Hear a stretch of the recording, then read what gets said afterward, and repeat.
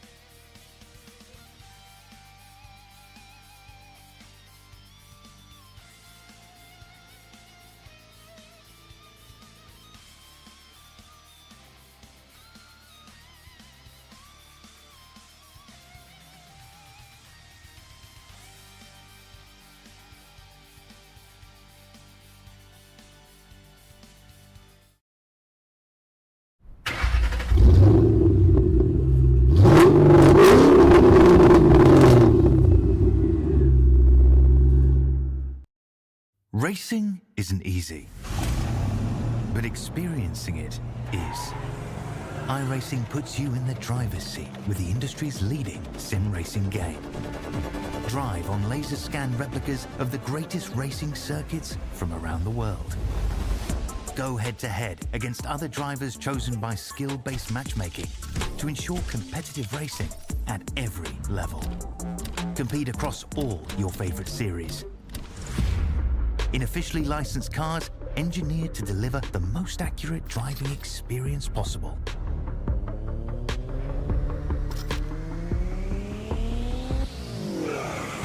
Join a race or host your own with players from across the globe.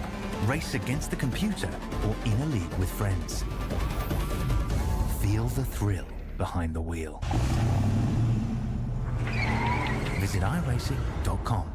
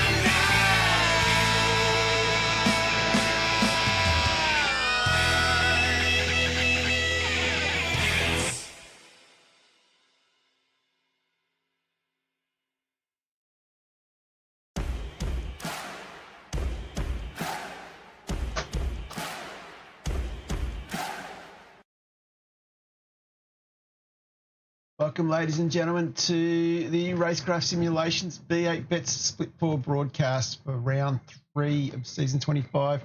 I'm John Van Ree. With me in the chat this evening, we have the great Mark Dial and, of course, Michael Hayes as well. How are we, boys? Yeah, good, thanks, mate. Of course, round 3, it's hard to believe how quick the season has come and how quick the season has started. Let's start off by having a look at this great track we were racing tonight. Of course, we are coming from the one and only Watkins Glen, where we start heading downhill on the start-finish straight through the sweeping right-hander, where we then come back up through turn 2 into the S's, the very high, fast-flowing part of the circuit. Highly watched, of course, by the one and only Marty. He knows where the action's at. Come up over the crest in turn 4 and head down into what is called the inner loop, aka the bus stop. Then we go through the outer loop aka the carousel. Don't mention that to Gunter because you'll get very upset.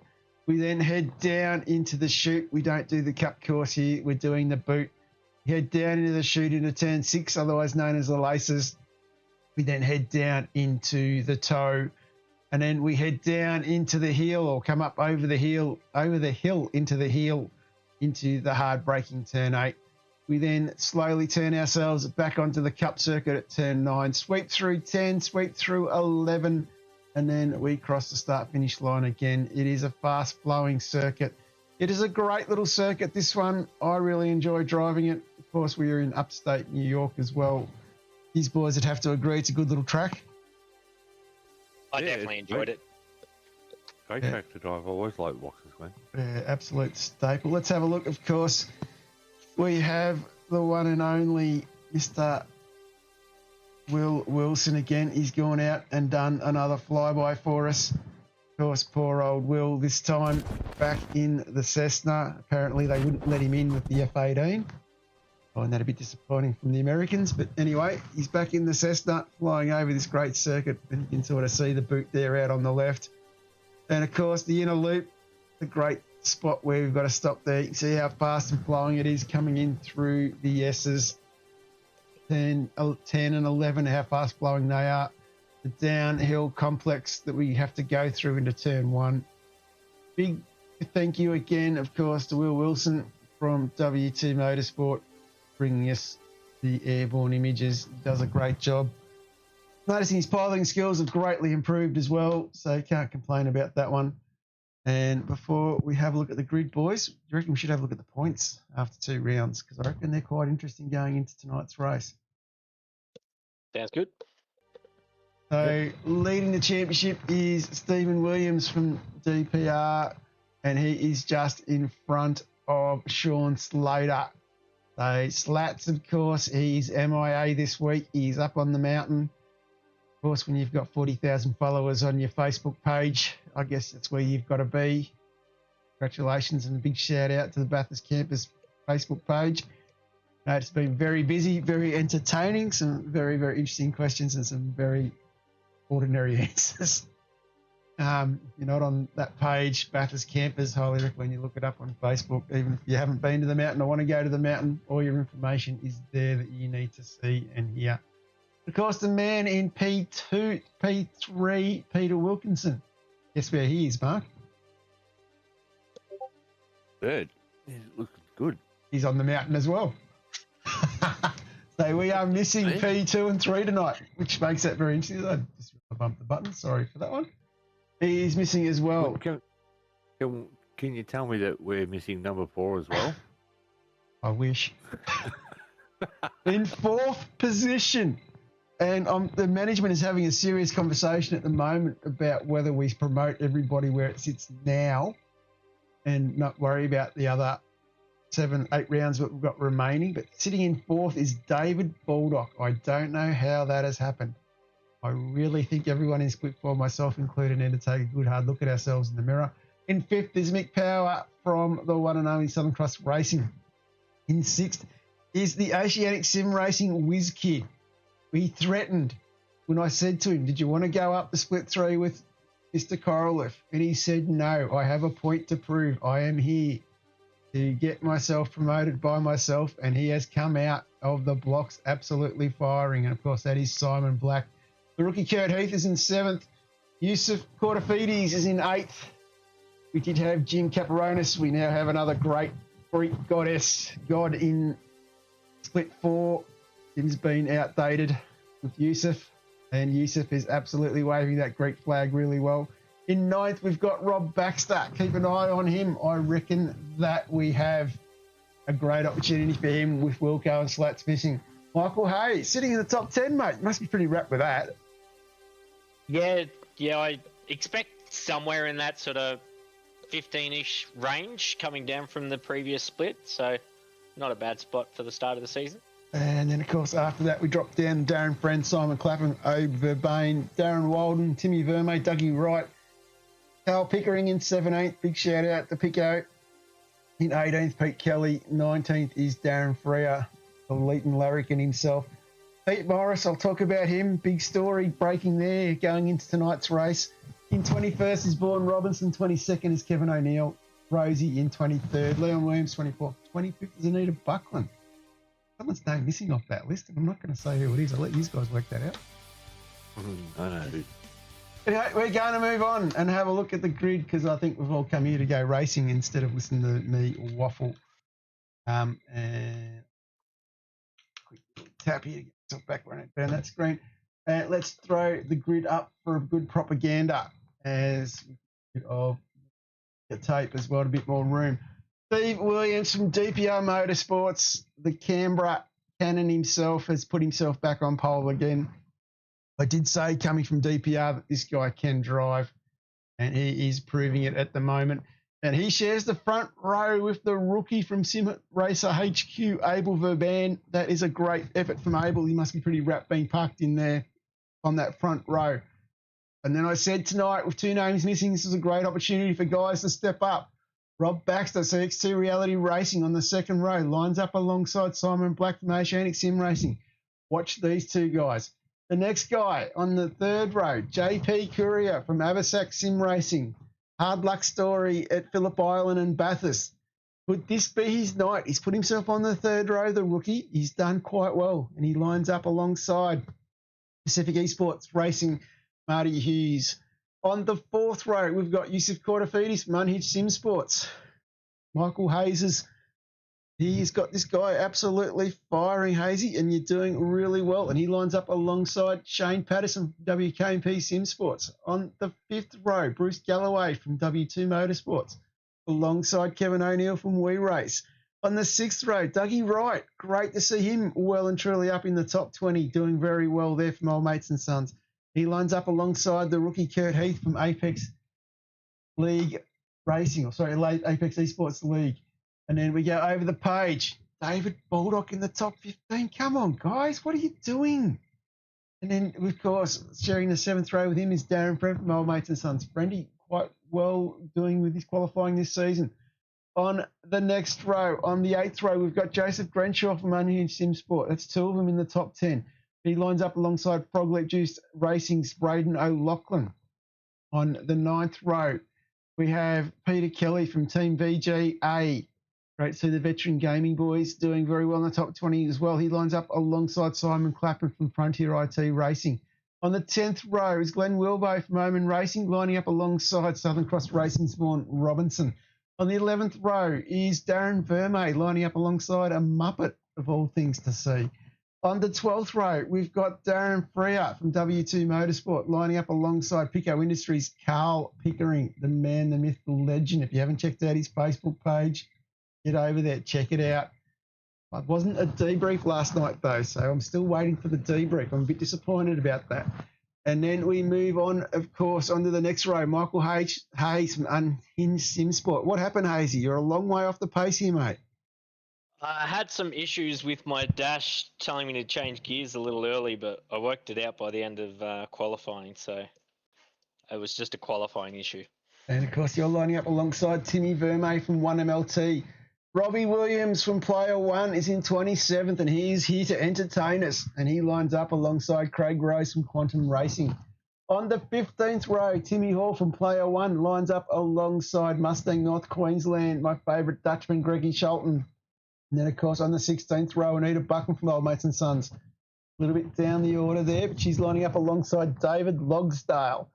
And for those playing along at home, David has just had his Power Authority have a blackout. So he is in a mad scramble to try and get himself back into the server. On the next row, we've got Brendan McLean from BMAC Racing lining up alongside Phil Whiteman from Team VGA. Then we have Pete Morris from Fishy Motorsports in 35th. A fair way back, but I guess when you've been out drinking the night before with Braden O'Loughlin, that's probably what the result's going to be. And then in 36th, we've got Dale Harvey from Unhinged Sim Sports. And then we go over the page and we have Thomas Freeman, our safety car driver. What a great effort to see him out there. There's another one of the guys that is racing the Pro Series. And of course, Jamie Dyke is our 2IC in race control. Dykey, of course, another absolute legend, plenty of Scops races under his belt. And then we've got the radio controller himself, Dave Coleman, in controller proceedings this evening. And then Darren Walden didn't set a time from Angry Birds. Ashley Hall didn't set a time from Quantum Racing. And Marshy was in the server as a spotter, I believe, for you boys, Hazy? Yeah, definitely. He's been jumping in whilst he's on his recovery. So, yeah, it's been good to have Phil in. Yeah, and I believe he's been in the sim a little bit as well, so moving forward on that one. So maybe back by the end of the season, maybe. Yeah, he's been able to do 4 or 5 laps. So yeah, definitely on the mend. So it's good to see. Good to see. Anyway, let's have a bit of a look here, and of course we need to get ourselves organised. I think this is going to be a good one. It's an interesting grid. A couple of big names missing. Any thoughts on that, boys? When they're fast, I don't mind if they decide to have a week off. It just gives the rest of us an opportunity to step up a few more spots on the grid. Too easy. Yep. Too easy. Might be time to light the wick on this one. What do you reckon? Sounds good. Like a plan. Gentlemen, start your engines. Oh, let's go racing. And we are about to fire it up here, and we get off the line. A great little start from Black. Black moves to the inside. A couple of slow-moving cars down the back, but Steve Williams has got control. Blackie's got himself up 2 spots off the line. Got himself a round Baxter. That is a great effort from Simon. As we come around through turn 1, going to head up into the S's for the first time. Black under control. Verbain, sorry, in 3rd. Baxter in 4th. They're going to head back a little bit down the order. 2 wide coming up through. And coming up through for the first time. See what's going to happen here. A little bit of contact. Shelton goes straight through. Looks like Pickering's a little involved in that. A few things happening there very early. Going to jump back to the front though, as we head down through the laces for the first time. And it looks like Marty Hughes putting a fair bit of pressure on Baxter. This is the battle, of course, for 4th. Goes to the inside. Gets it in there. That is a gutsy move for a lap 1. And he pulls that off, and it looks like JP's going to go through as well. He has a bit of a look on the inside. Oh no! Baxter's in the wall! And it looks like it's Galloway as well. Oh, Baldock's in the wall! Oh my God, how did that happen? That has happened so quickly. Finally. Baxter sinking like a stone. He has dropped all the way back. He's 29, 28 spots, 30 spots down. Steve Williams out here is going to lead us out here for this first lap. And he's absolutely dropping like a stone there. Anyway, continuing on. We are absolutely back under control. That is heartbreaking for Bax. Who put Dave Baldock into the wall, there's $20 iRacing coming your way. Need to have a look at the sheet, that one. We'll work that one out later. Who are you going to pay? Invoice for taking Baldock's been sent. That's good, Will. I'm glad Bruce has received it already. Payment's been made. It's about lap 2 here. Steve Williams under control. Simon Black. He is doing his best to step out from the White Coral of Shadow, and if he can stay in P2, he will do that. Abel Verban, he is sitting there in P3. He has got a new wicked livery as well. Sim Racer HQ. That thing is absolutely ready for Halloween in a couple of weeks. It is a great looking livery. Boys should be pretty chuffed with that one. It definitely looked good on track. It did.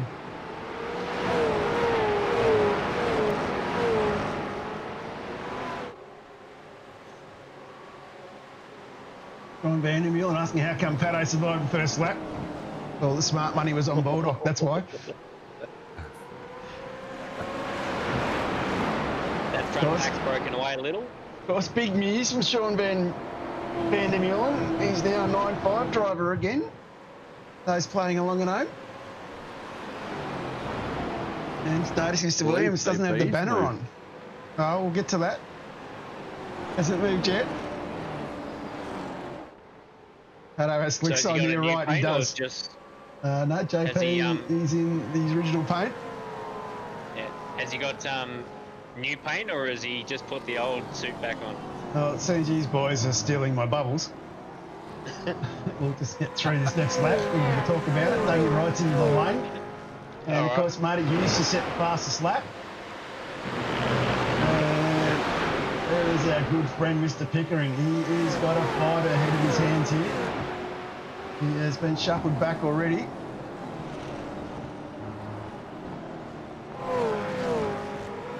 See, he's under a lot of pressure from one Anita Buckland. Anita keeping Pico honest here. Look, under the wall there. I believe that might have been McLean. Heading down into the bus stop. Anita here looking to make a move. She goes to the left, she goes to the right, she goes back to the left. Pico defends. Comes off the curb. And he comes off the curb again into the wall. Pico! Got to be careful bouncing on those curbs. There's further back. Have a look at the green car in front of the blue car. Love the look. Look at this.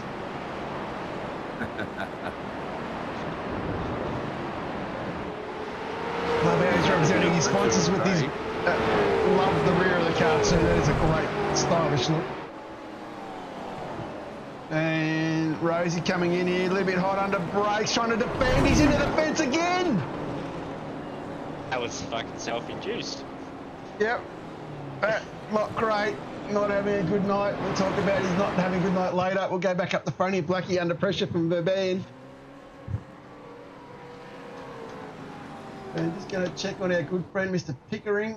I've got a feeling that safety car is out. That was a very hectic few laps as everybody dives. First group dives in the pits from Corafitas, Patterson, O'Neill, Heath, Granshaw, Hayes, Robinson, Van Ree, Rose, Vermey, Waldens. This is very interesting. Bearing in mind the get-home lap for 2 stops was 5. So you could easily put 80 in here and leave yourself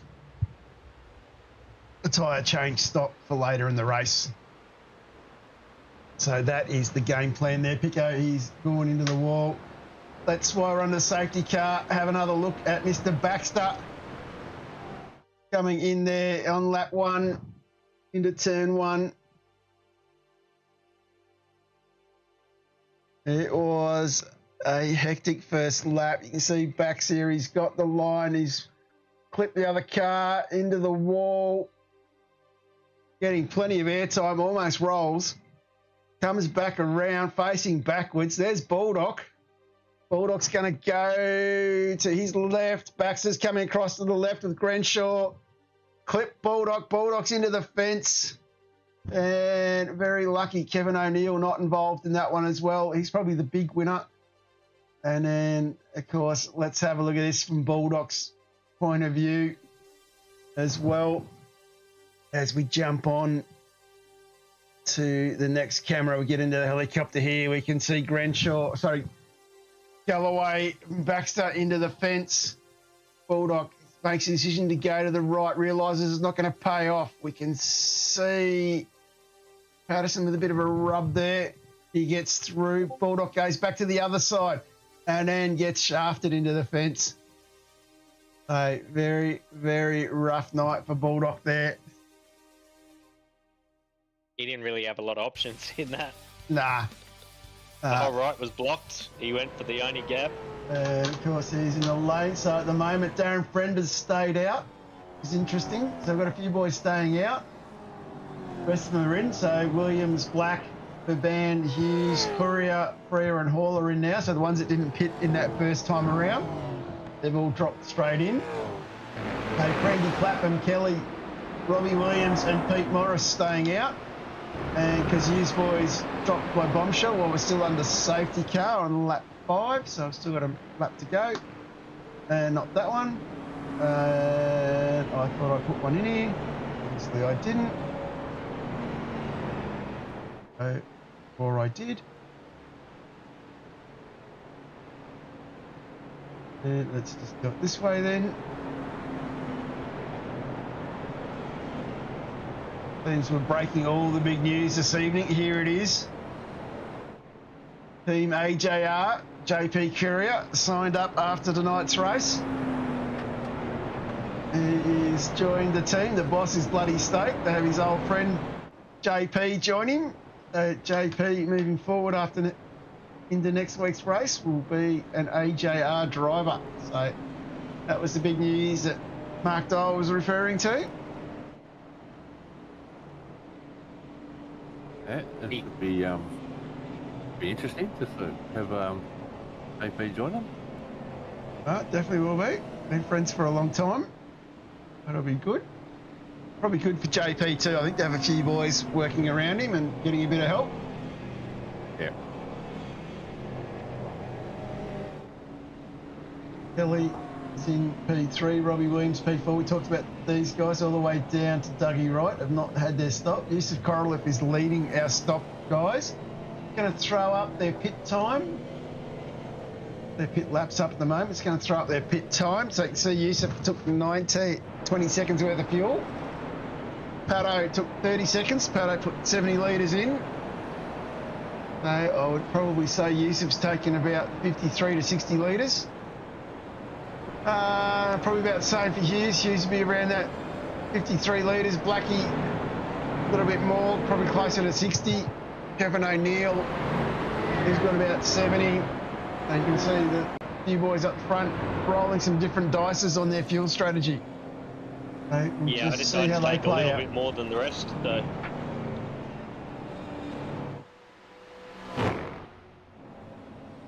Yeah, I know myself, I went with 80 litres, I think, because that allowed 20 litres for the second stop. Just basically splashing tyres.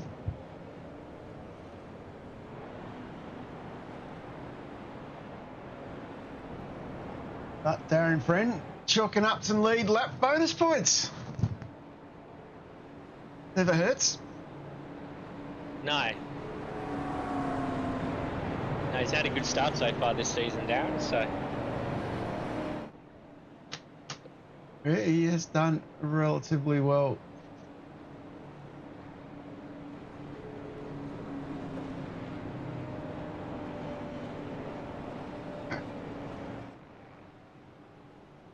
Of course, we are in upstate New York.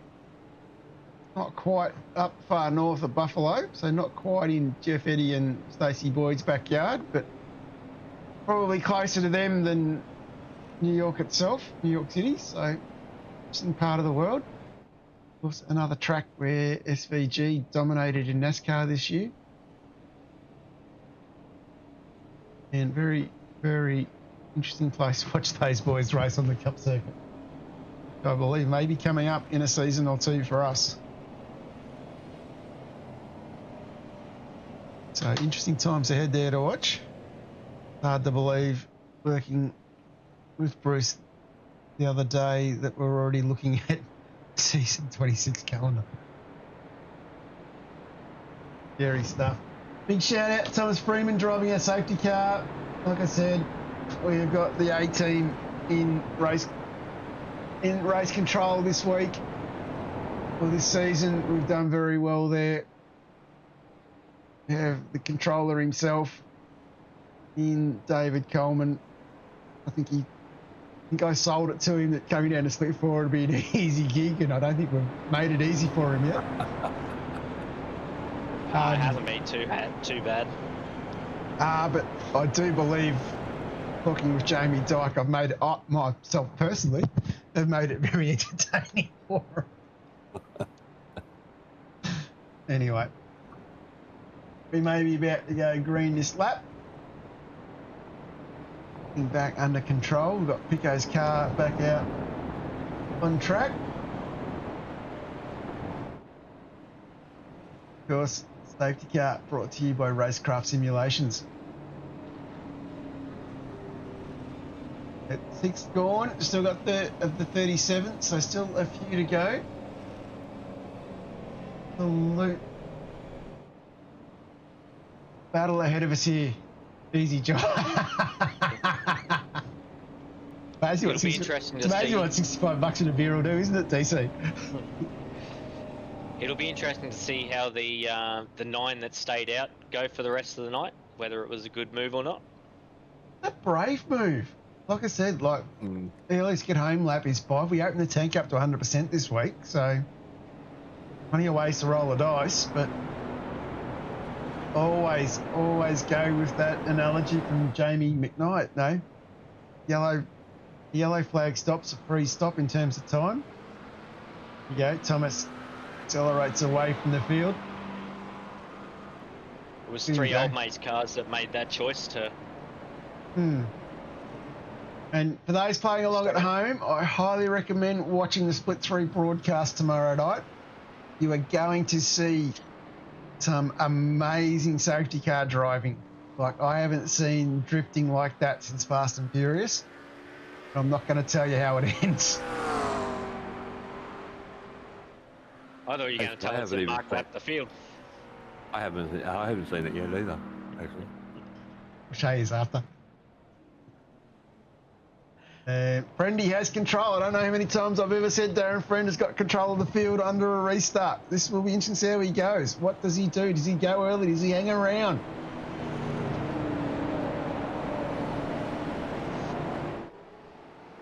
He's off. He's gone early. Good move. That would be where I would go too. I wouldn't wait to the last corner at this track. So we have got ourselves green flag racing.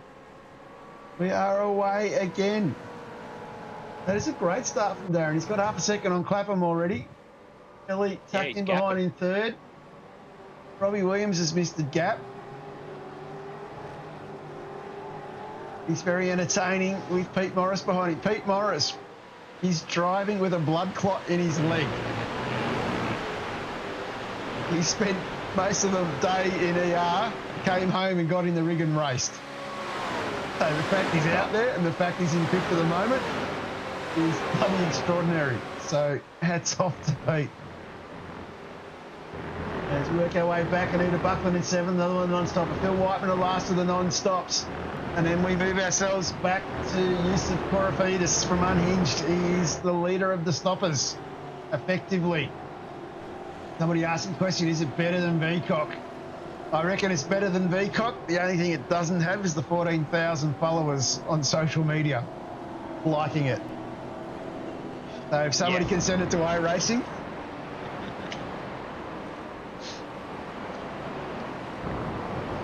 Might have to do that, I've got it. Jump up the front, Clapham under pressure from Kelly.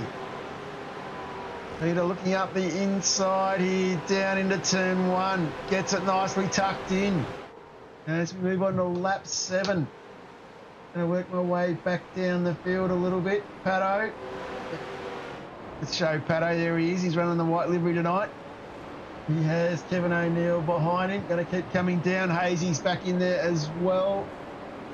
Keep coming down. Of course, Braden O'Loughlin. I did mention Braden O'Loughlin and Pete Morris caught up for a beer on Wednesday night. There's Baldock in the foreground. That was a bad choice to go to. They caught up for a beer on Wednesday night, which was great. And these boys here, a little bit further behind here. They've missed what I was looking for, I think. Why he's so far back. Well, he's just on that one. But yeah, they two caught up for a beer. So, of course, over in land of the long white cloud, that happened over in Auckland. So if you are travelling, as I always say, reach out and catch up with everyone that's around. I know I'm catching up with the one, Darren Crosby, who was in Albury this weekend. Did I just see a car that was the wrong way in pit lane? Yeah. Maybe. There was 2 more cars that just went in again, so... Yeah, one ended up the wrong way. We'll just leaving that one. I think it's one of them guys that I didn't really want to show too much in terms of accidents. And absolutely here we have Marty Hughes working his way through. Of course, we are here with the guys that have not stopped. Yusuf's got himself past a couple. Marty now trying to work his way through that group. Nicely rolls himself around in front of Phil Whiteman.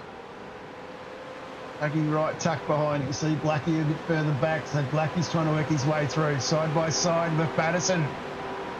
Going into turn 8. Oh, Pato. Wasn't much between them then. Pato yields, lets him through. Gives the play another day. As we continue on again. A bit happening everywhere here. And Pato, very Blackie now, muscling his way up towards Dougie Wright.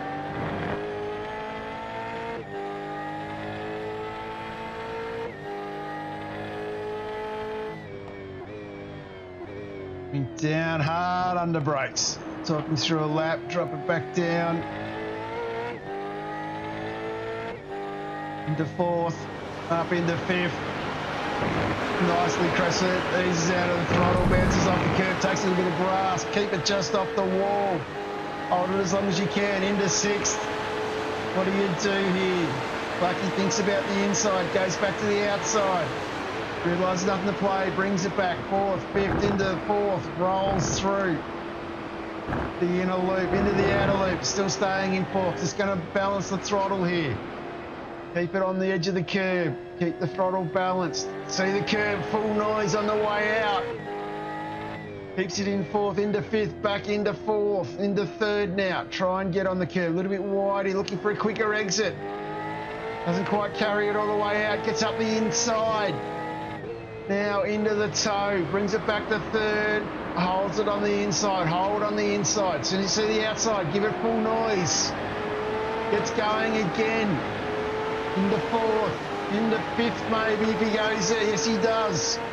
Onto the gas, pedal, breaks it in, back to 3rd, rolls through, clips the curb on the inside, carries it to the outside, comes again now into turn 9, hard on the brakes again. He is pushing here. Gets himself nicely tucked up behind Dougie Wright. On the noise again.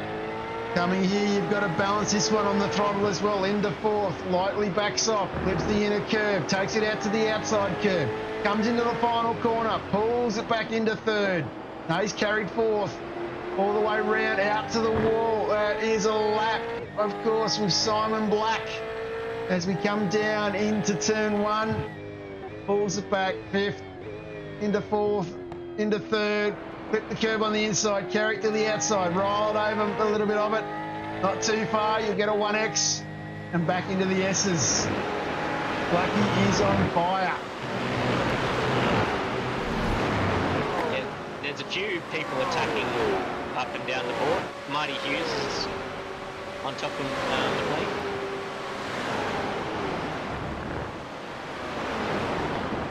Also, Nita, one of the non-stoppers here, she's under attack as well.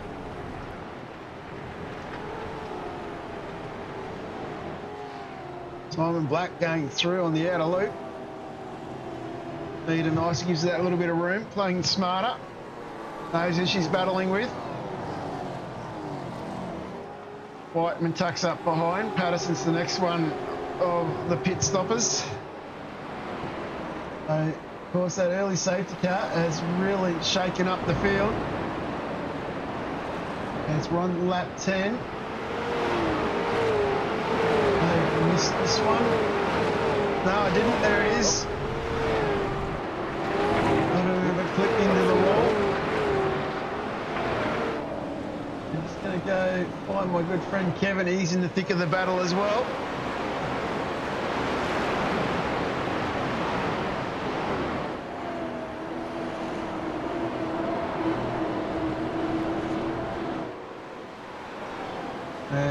Moving away through, just to remind everybody too, there will be a warning going out this evening for banners. We'll need to be racing with the league banner on. As Kevin under a lot of pressure here, he's got Brenshaw tucked up behind, the unhinged motorsport driver has a look on the inside. O'Neill covers the base off.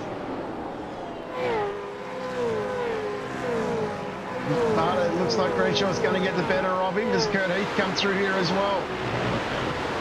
Not quite a spot where you want to be too wide.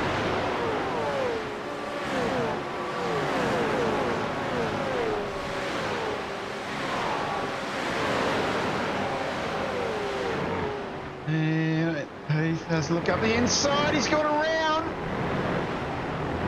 O'Neill has spun. That is a big spin for Kev. Self going again as we jump back up the front. Friendy is still leading the race, but as we know, Friendy still needs to stop. So does Kelly, Clapham, Williams and Morris. But these guys are having an absolute blinder. Let's get the battle box back up. They're having an absolute blinder as we carry on here. They're gapping up there, aren't they? Yeah.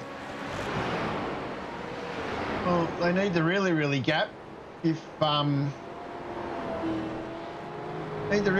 gap if they're going to make up for that opportunity there of a stop or start praying for a safety car. Two options. But the field, same thing again. You haven't got that gap you would have had with a safety car being earlier on. As he crosses the line, let's go down. Pete Morris is up 30 spots. Let's go back, look for our stoppers. Whiteman, going to go Hazy. You're up 9 spots, mate. That's a fair effort in itself. Yeah, they're just trying to keep it consistent at the moment. It's there were cars going everywhere at this point, so just trying to survive. Going relatively well. And of course, Vaughan Robinson, he's in 19th. Darren Frere's up 2 spots in 21st. Craig Rose, he's up 5 spots into 23rd. So he got a stop in there as well. So nicely balanced. He's under a bit of pressure from Darren Vermey. Darren Vermey chasing him quite hard at the moment.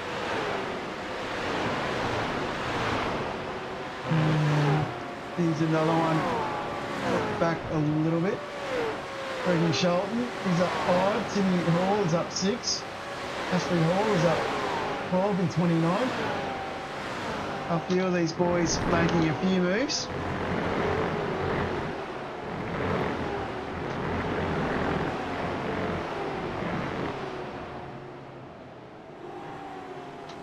Got a feeling something hasn't worked for me yet. Anyway, we'll just see if this fixes it up. I noticed there was a couple of those fast guys working their way back through the pack that pitted on the second car lap, like Hughes, yep. Steve Williams. Yep. Steve Williams has worked his way up. He's back into 11th now. He's one of the ones that pitted on the second safety car lap. He's tucked up behind Anita. Yeah, so missing that first lap made work hard for these boys. And then, of course, the group staying out made it even harder again. Yeah, there was a bit of a cork in the bottle in a few spots where you were bumper to bumper for about 6 cars, hoping for the best. So seeing now these guys come in, so Clapham's in, Williams in, Morris is in, Wright's in, Buckland is in. So those guys are dropping. So Friendy and Kelly getting an extra lap. Yusuf Korofidis is the one leading at the moment out of the stoppers. Of course, lap 13 to 37. They really managed to squeeze 1, maybe 2 laps extra out of it. That first safety car.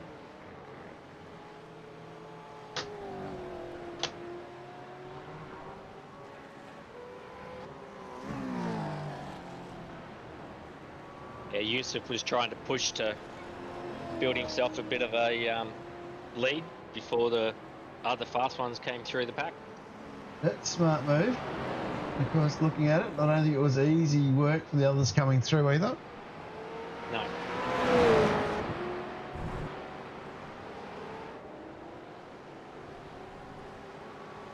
And Joseph Branshaw is in 7th. He's under a fair bit of pressure from Abel Verban. And Shane Patterson sitting there in 9th as well. So Pato looking quite good at this stage. Yeah. battles further back with Sholton. And he's into the lane now.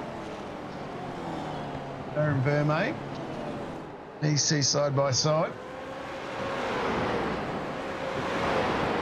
Greg not getting the job done though.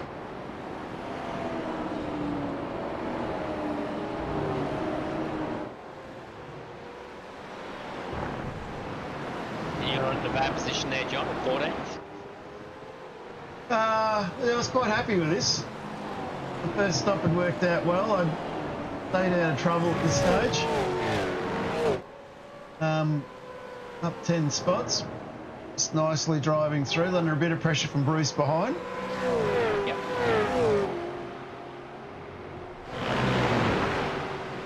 Back in the green car, so feeling a bit more comfortable.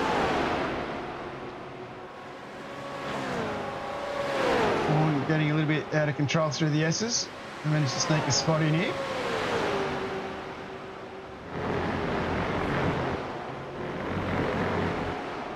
Oh yeah, you just got the double on him. Yep. Jimmy Vermey next car in front. Chris Galloway tucked in behind. Obeying the beware of the dog sticker. Great Marty on it, of course. Do you stick with the green now, John, or Yeah. Yep. Yeah. The blue board is done for me. I even moved back to the Camaro next. I might just wait for the Toyota. I do like the look of the Supra. Your blue teammate give you a bit too much bad luck with that colour, does he? Yeah. Of course, he's comfortably sitting in 19th at the moment. Not sure when he started, but at some stage in the race, I think it might be around about now, he all of a sudden has 14 frames per second. So I think he's done well to get to the end, that's all I'm going to say. That's not good, yeah. Yeah.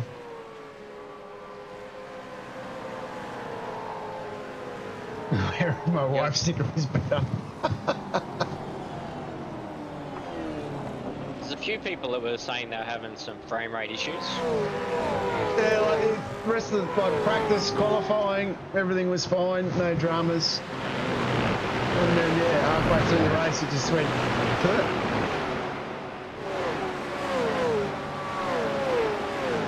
jump up here, Stevie Williams and Joseph Grenshaw, they're battling pretty hard. And Abel Verban in the background there of that one. Yeah. Yeah, it's Abel and Stephen have got great pace, and you expect them to move forward in this split. Absolutely. And just going to jump on here.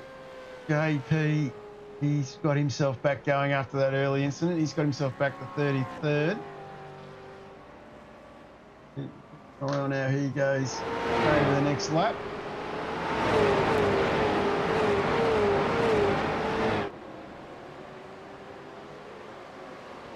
Little battling here with Rosie.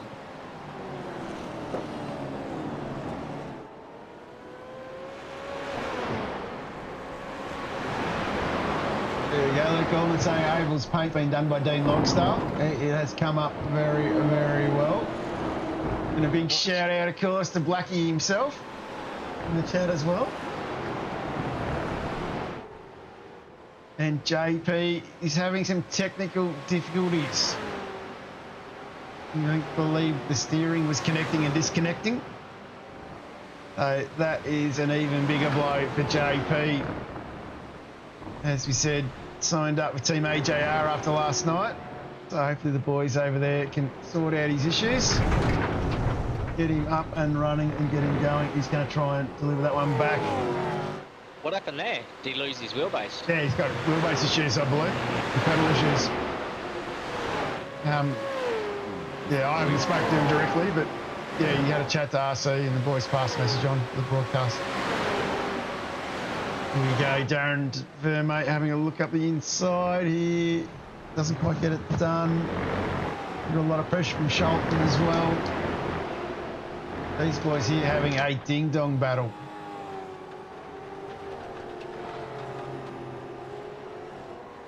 What I was meant to print out was the drinking game cheat sheet for Bathurst somebody published. I was going to see if I could drop as many of those in as I could.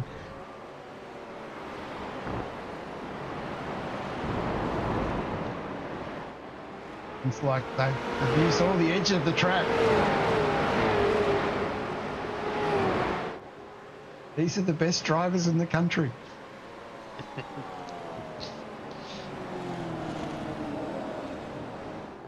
Still a good little battle going on here.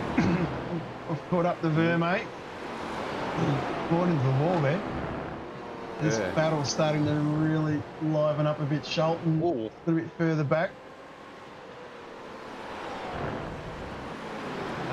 One Vermate than the other. Bruce Galloway, Tim gets dumped there as well. I think someone might have dumped him, I think. Sorry, Tim.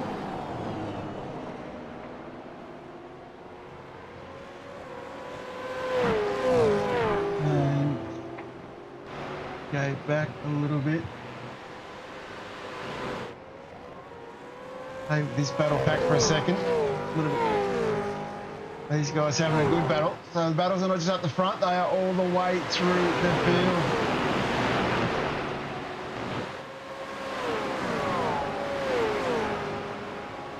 Simon's saying he loves our work. We love his work.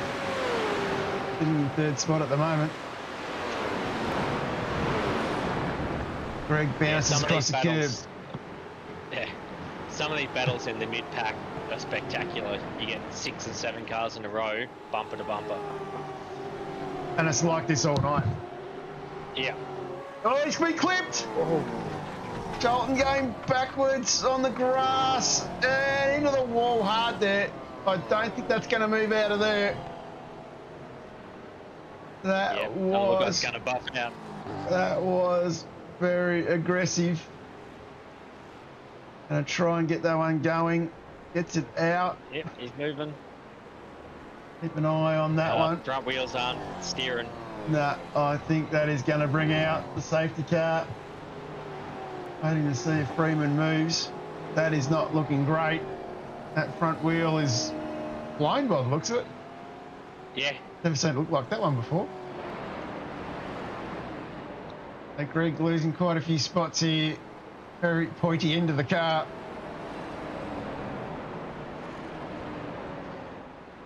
And I don't think that's going too far. I think that one's about to die, I think. And there it is. Don't think Greg's going to get too much further. Ah, someone else has stopped behind him there. Not sure who that was. Would have been JP, I think. Yeah, it was JP. So we do have a car stopped. And you know what that's going to mean, boys? Another safety car. And Thomas Freeman is about to come out of the lane. He's dropped off the jacks. He's moved all the way down to the iRacing safety car. So decisions being made. Hayes in the lane. Grenshaw, Freya, Friend, Heath, O'Loughlin, Hall, Vermy, Wright, Logsdale, Morris and Buckland all get in early. It's starting to see a big shuffle of the grid there. This is going to really shake things up because, as we know, you can get home from here. So anything is possible. Okay, this will absolutely shake up the order. It looks like Yusuf's about to come around and dive into the lane. Here he comes. Black comes in as well. Let's move on to the next group. Abe going very slow. We need to talk about safe race pace here. This could be about to cost a few people. They've all queued up behind under the safety car. He has all queued up. Does he keep going out? Does he come in? Not in the lane. And dives in. Oh, we can see if he gets a penalty for that. That is a late dive into the lane.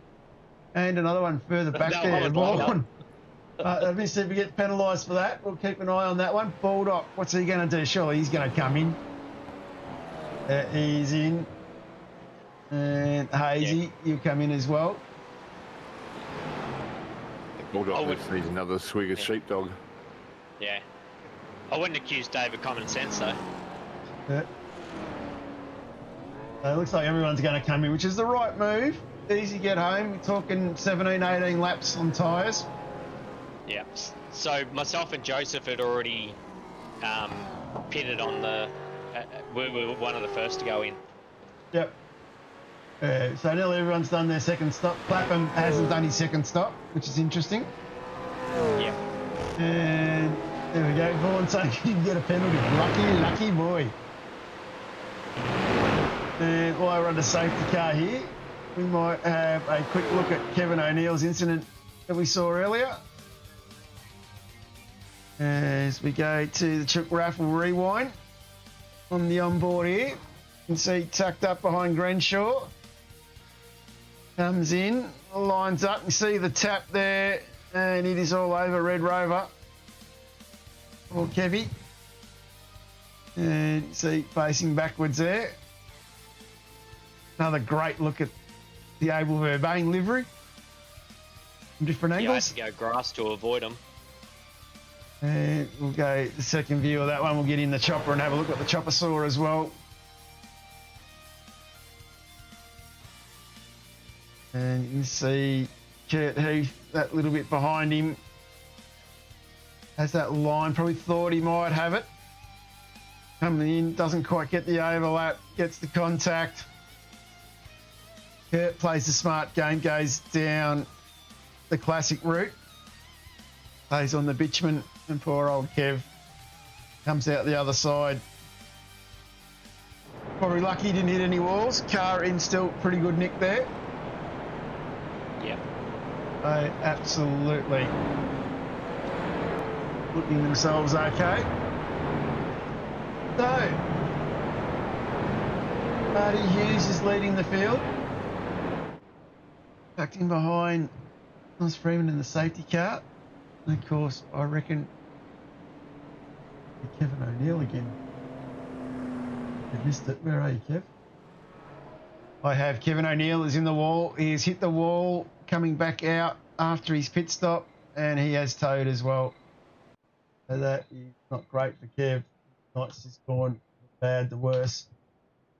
Oh, did he accidentally tow without permission? No, I believe he got permission, I think. That's a DC question. That one will probably just dump him in. Not sure. I'm not sure. Maybe Mr. Coleman's left the broadcast.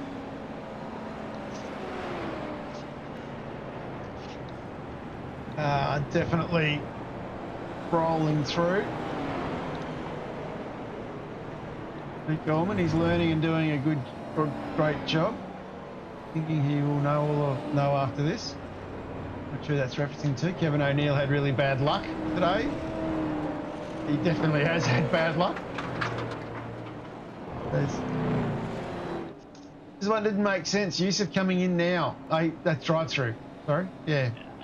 Yeah, so when he was exiting on his pit stop, he was paying attention to what fuel he needed, and he stepped over the line and got himself a drive-through. So. Of course, racing drive-through, so he's sneaking it through under the safety car, so not hurting too much. But, of course, still going to hurt a hell of a lot because the pit lane will be closed. Yeah. So because race control haven't handed it out, you can serve that one during the safety car. Yep. Probably should have stopped at the green cones. I think he got lucky there that he stopped there and not back on track. Technically should be at the green cones. Yep, he didn't know. We were calling out pretty quickly to go, hey, stop. Let everyone get past you. Once you see the last car past you, you can go again. So that was an inexperienced thing. There we go. Someone else called in for Kevin. And it was a legal tow. That is the official word from the official race controller, from the control room, in the control Perfect. box. We're happy with that.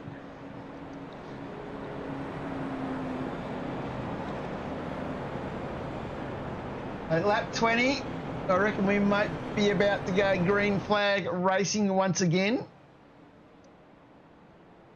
See what Thomas Freeman can do. Definitely going to be some warnings coming out from banners, I think, after tonight's race. Of course, you get one warning. After that, it becomes a points issue. If you haven't got yourself organised with banners, I recommend have a chat to the control panel. See what they can do. Now, if you haven't got banners, you don't know how they work, don't know how to get them on there, jump into general chat, put a message out, and I'm sure somebody will offer to help you get your banners on your cars. Need to get them sorted because, of course, it's part of our sponsorship agreement. We want to look after our sponsors. They're very important. Of course, RaceKraft has the banner sponsor on the front, West End Motor Group on the back. West End Motor Group being long-term supporters of the league. And of course, you can't forget our other sponsors, of course, in the safety car pulls away, so I'm going to have to be really, really quick. Of course, don't forget our other sponsors that we have in the league. And, you know, we're talking about groups such as LTG Images, M1 Used Cars, Logitech G, Player One Sim Gear, Parramatta Isuzu, Utes, Sud Speed. Need gloves, go talk to those boys, the boys at Nova Motorsports. And of course, we also have our broadcasters in Sim Speed, Infinity Broadcasting, AJR Broadcasting, and of course our main sponsor, or main group that we support in the league, of course, which is the Bale and Stewart Foundation. Let's see what Hughesy can do here as he comes around the safety car. Will be in the lane. This is going to go early. This will be about to get exciting as it comes.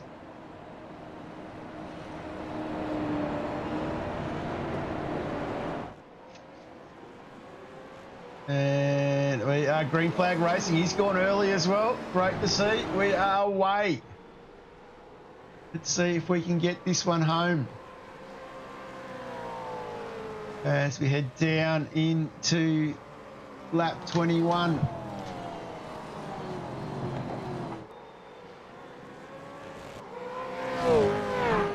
Absolutely flying is Marty Hughes, being chased by the great Simon Black.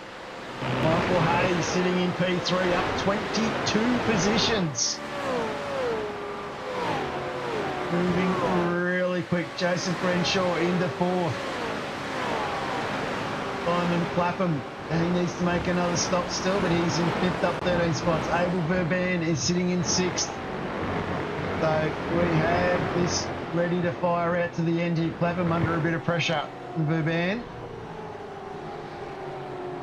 Van pokes his nose up the inside, coming out of the outer loop. Gets around and sets his sights on Renshaw in front of him. They're definitely starting the battle here.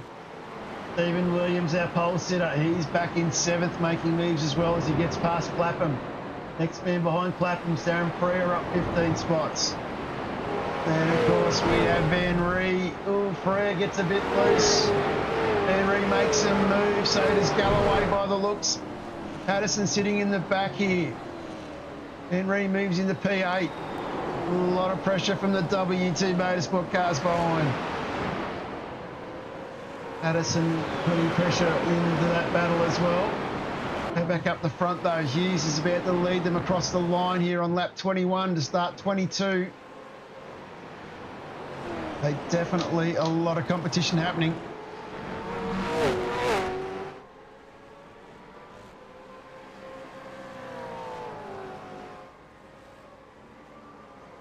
Yeah, them two boys pushed as soon as the flag dropped. Yeah, they absolutely got cracking. Blackie tucked in. They've got a good little gap here. Abel Verban, though, sets a 151.040. He's flying. These boys coming up through the hill. See how close they get to the wall there. Almost brushing it. These cars absolutely putting the pressure on. And see over the curb. New curb there into the inner loop. These guys not being phased by it at all. And Black trying to put the pressure on. Burban absolutely working his way through here as well. He's now trying to go the outside route around the outside. Going to get the job done on Grenshaw. Grenshaw now under pressure from Williams as well, the pole sitter. He's looking to make his way through the group. And he's going to go back a little bit here into Vaughan Robinson. Tucked up behind Darren Walden.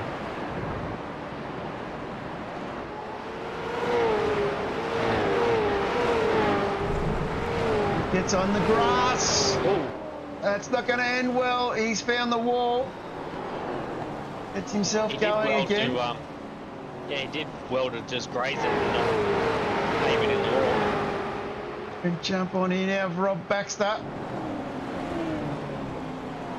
He's absolutely flying as well. He's got a swallow of cars in front of him to try and get past.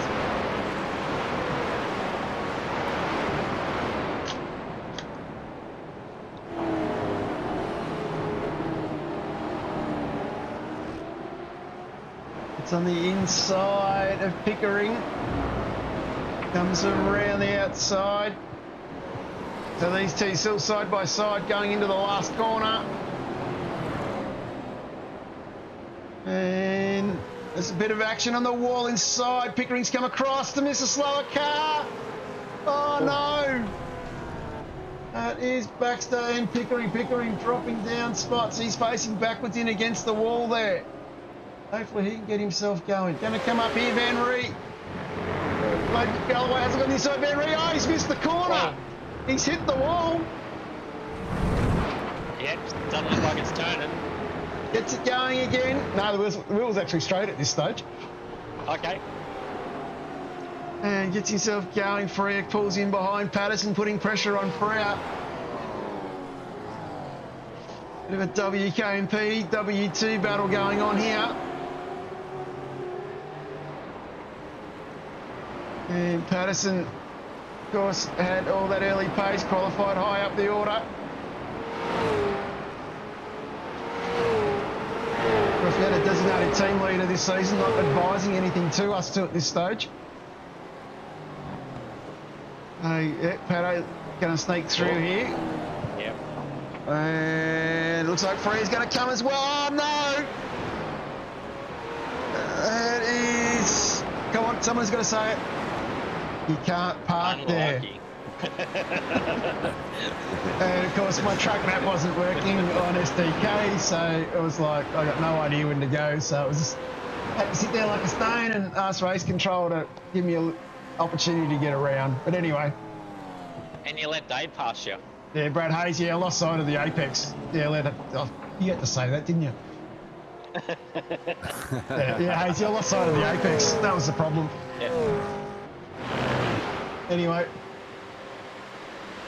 what could have been is now not. David Burban, no, he's got himself back into third. He has done a great job battling through that.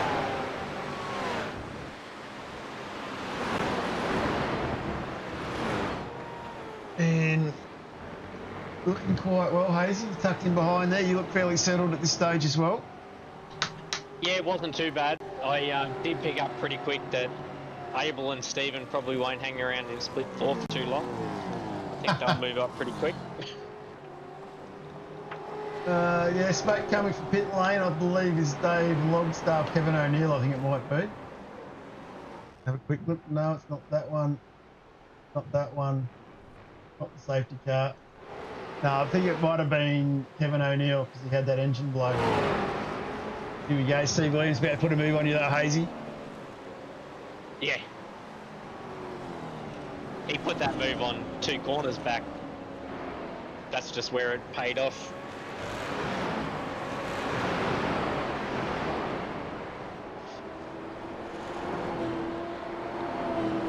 is good to see that. I think Joseph, is he part of your stable there? Yeah, so Joseph joined us as well. So yeah, no, it's good to see that he's up where he struggled a little bit in the back of split 3 last season. Yeah, and the first 2 rounds he was struggling a bit too, so it was good that he finally started seeing a bit of success again this week. Yeah, no, he's done quite well.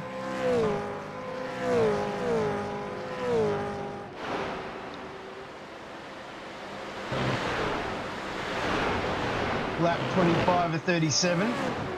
Williams leading out Hayes here. Marty Hughes leading the race. He's got himself 1.25 seconds from Simon Black. Absolutely flying. Abel Verban sitting himself into 3rd. Levy Williams in 4th. Drive from the pole sitter. Recovering from that safety car on the first one. So they had to go that extra lap.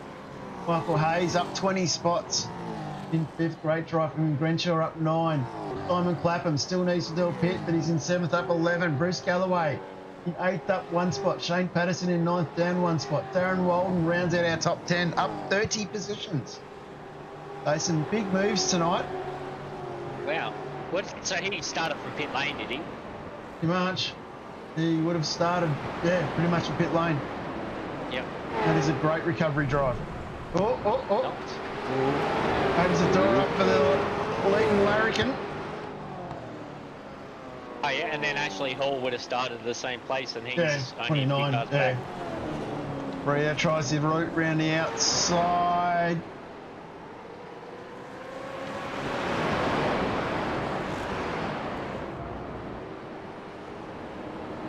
Definitely a good little battle here. And Rosie Ashley Hall looking to get involved in this. Looks like they're all stacking up, trying to get involved. Yep. Rosie as well. The 2 Quantum cars. Nose to stern here. And then what's that, Tim Hall getting on the back of that pack to try and have a look too. Yep. Mid-pack, we talked about earlier, they are battling hard and still battling hard. We go a bit further back, Darren Vermey, Darren Friend. Yeah, so that early decision to not get on the first one has put Darren back at 18. Yeah, it's really hurt. He really needed to get in for that first one. Yep. Especially when you wind up being shuffled backwards. Yeah. Yeah, he had the pace on the night, so yeah, he'd be up in that top 10. Yeah. Had he made that other decision to come in early, you would think. It's always a little bit of luck that goes with it, but you'd think he'd be a little further up if he'd made that decision. Yeah. There's definitely a bit going on. Jump back up here. There's battles everywhere. Pete Morris, as we talked about, driving with a blood clot. That is commitment and gusto.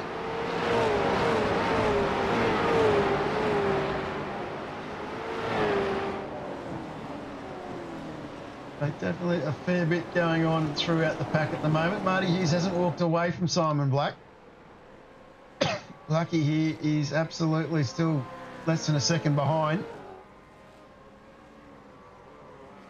Battle up the front, as we've only got 10 laps to go, 11 laps to go. The battle up the front is still fairly epic as well. And we've had this all 3 rounds so far this season. It's been a great start of the season. Oh, absolutely. It has been an awesome start to the season. These guys are absolutely giving this everything. Giving it everything, and it's absolutely been fantastic to see. And, you know, at the moment, probably helped, maybe not, with 2 guys being away. But, you know, we are seeing at the moment, potentially, another new name. 3 races, 3 race winners. It is going to be a tough one to win, I think, this championship. Great battling going on. And I think we're seeing luck's going to have a fair bit to do with it as well. Yeah, there's a couple of names that are turning up every week and you expect are going to be at that pointy end. So guys like Simon Black, Abel Verbatim, and Steve Williams, they just seem to be toning up at the moment. Yeah, definitely. Paddo's still up there in the top 10. Yeah, Paddo sitting in ninth, yeah. Tucked in behind Clapham. Clapham, of course, due for a stop.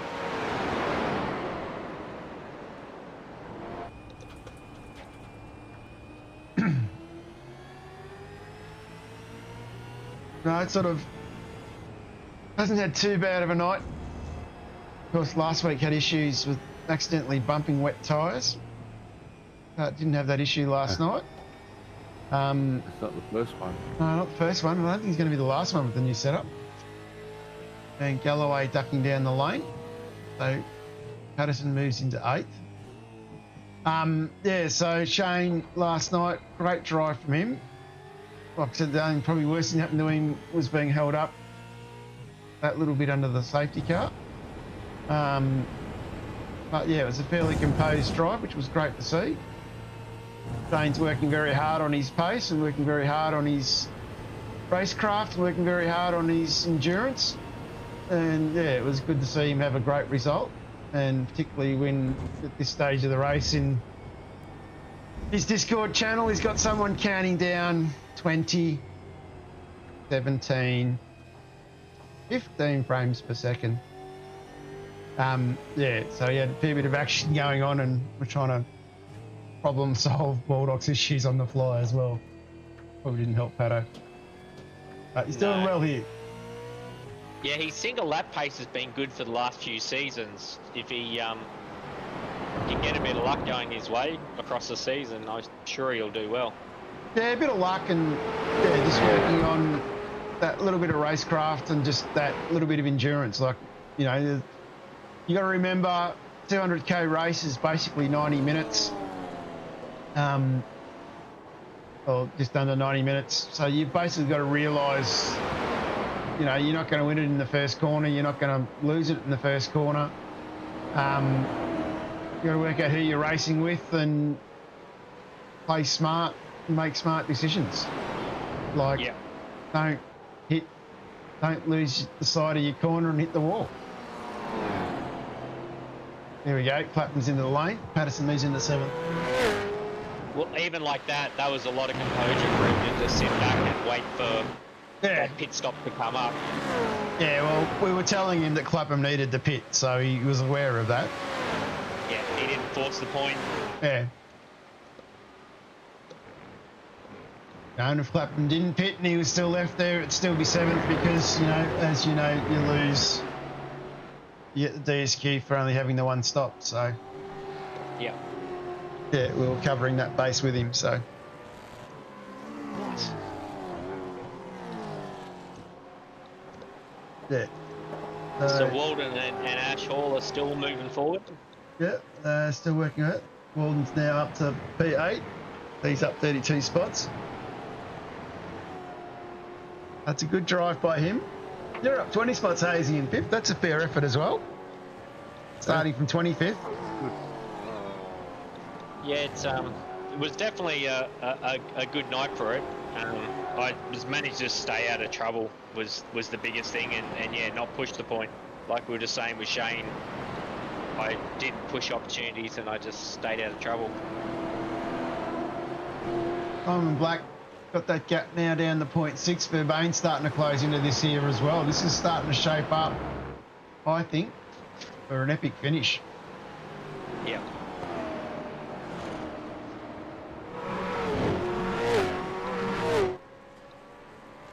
Yeah, I think Steve Williams might have burned his tyres up a little bit on his earlier push, and so once he got past Joseph and myself, he didn't stick with Abel on the run through. Yeah. He seemed to be moving around a bit more than anyone else.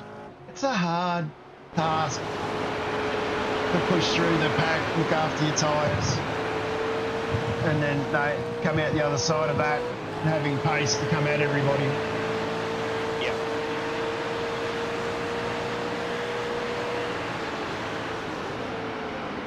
You can see Abel here. He's got these two boys in front of him. He's having a great look. He's closing in real quick, isn't he?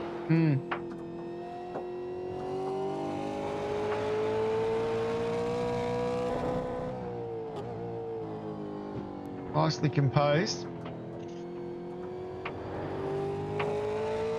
Bit of crap on the window. So the old wiper works.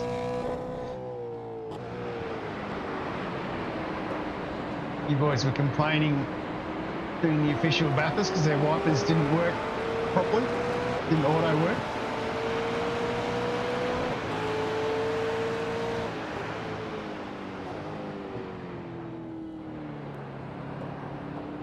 So that was an iRacing glitch, was it? Well, I think so. Like you can turn your wipers on and off, but just the auto wiper didn't work. Okay.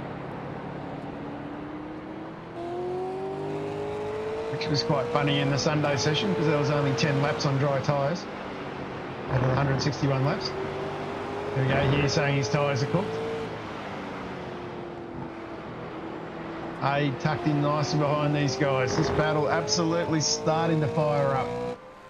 As we start lap 31 of 37, we are getting to the business end of the Watkins Glen 200. Based off what I'm seeing here, we are looking like seeing our third winner in 3 rounds.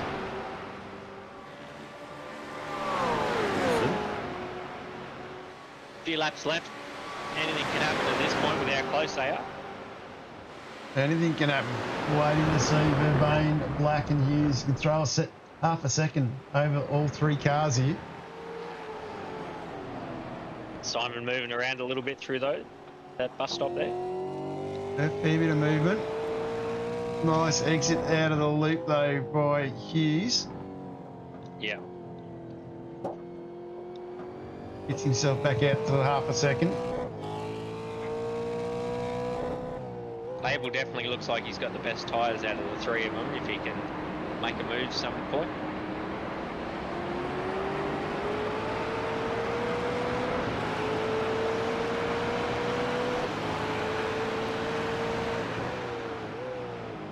Lucky's not letting him get away here. That gap's still half a second. Only second back to Abe. Black under a lot of pressure. Of course, Abe's last lap was a 151.51. Hughes was a 152.45. So this is definitely turning into a contest. Vervain's got the tyres and the pace, I think. Whether he can get past is a story. A little bit of a twitch. He's trying hard. Let's start lap 32 or 37. Getting to the business end.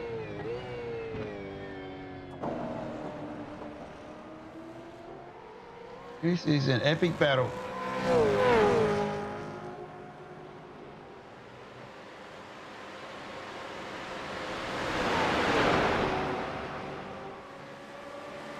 At this point, has Walden done 2 stops?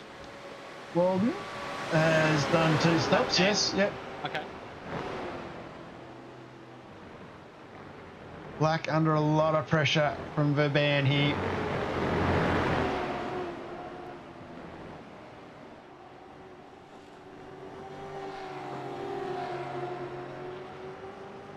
It's allowed the door for Hughes to open up a little bit. Hughes now got it out to 0.7.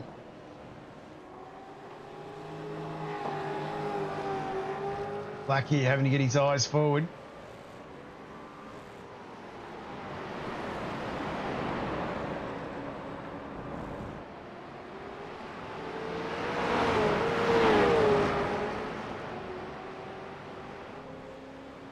And the band getting right up behind Black.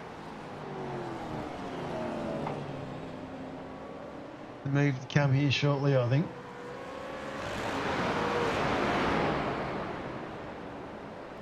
Yeah, it looks like early in the lap, Hughes gets a bit of a run on him, and then the other boys catch him up a bit in the later part of the lap.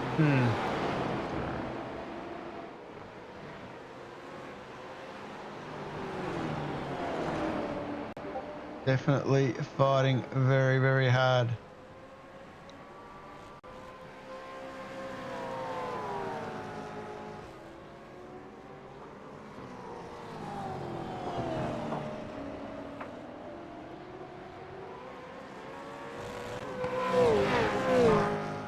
See, as we go into 33, pressure really starting to mount.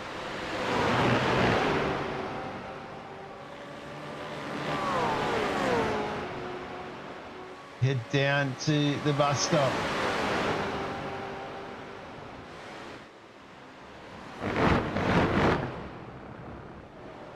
They've definitely pulled well away from Williams. Williams now 4.7 seconds back. They definitely... He's gaining a little bit at the moment, but a little bit too little too late. Black's having a look on the inside, doesn't quite have the gap. Let's open the door up a little bit for Verban. Oh, they're catching lap traffic. That's going to make it even more interesting. Yeah. That's definitely where it gets tricky. Simon saying that he's trying to be smooth. But reckons the boys had a little bit more pace and he didn't want to hurt his tyres.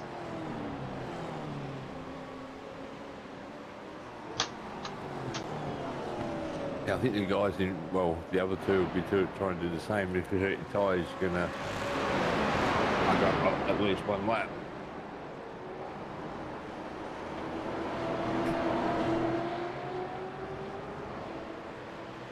The Marty looking very composed here, very balanced. And definitely a fair bit happening. Yeah, Abel's giving Simon nothing here. He's looking on every corner. Yeah. Simon absolutely working his ring off, I think. Here we go. Yep. Abel has another look. Ah, Hughes! Oh. He's gone wide! I know. That is massive. That's not good. That is massive. That has allowed the two guys through. Well, that one was unfortunate, but it is racing. And here we go. Side by side, down into the inner loop. Plenty of respect given there. Dancing on the way out. Yeah. They're definitely working very hard here. So we're now down to a two-horse race. Here we go, Marty. Cooked tyres from the pressure.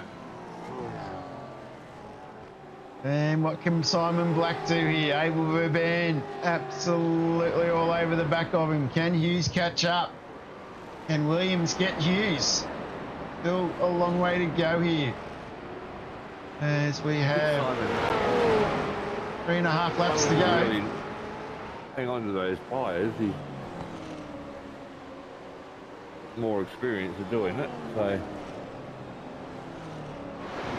don't underestimate Blackie. Now. As we know, Blackie's seen it all. Yeah, any time now they're going to be on the lap traffic too. Yep.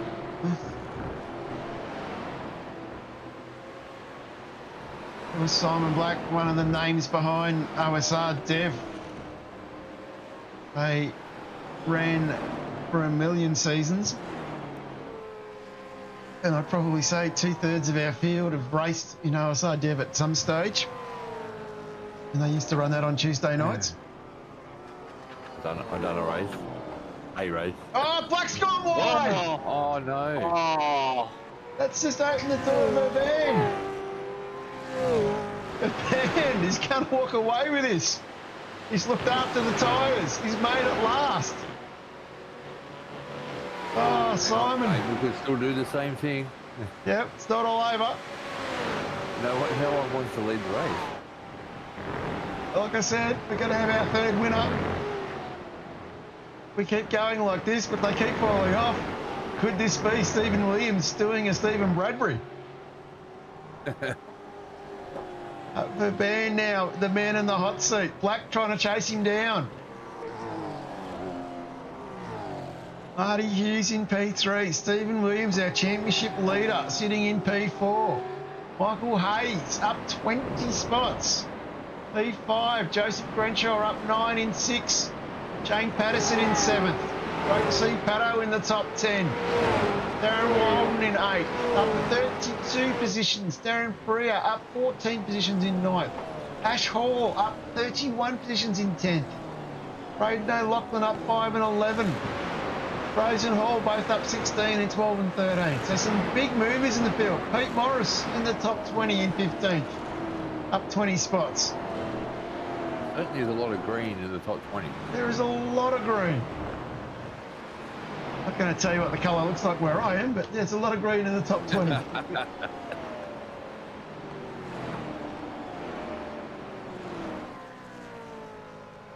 Lap 36 about to start.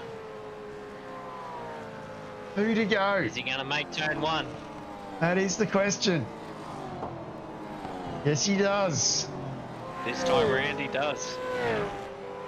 Of course, coming up on David Logsdale and Carl Pickering in front of him. Does lap traffic have something to say here? Got 1 3/4 laps to go.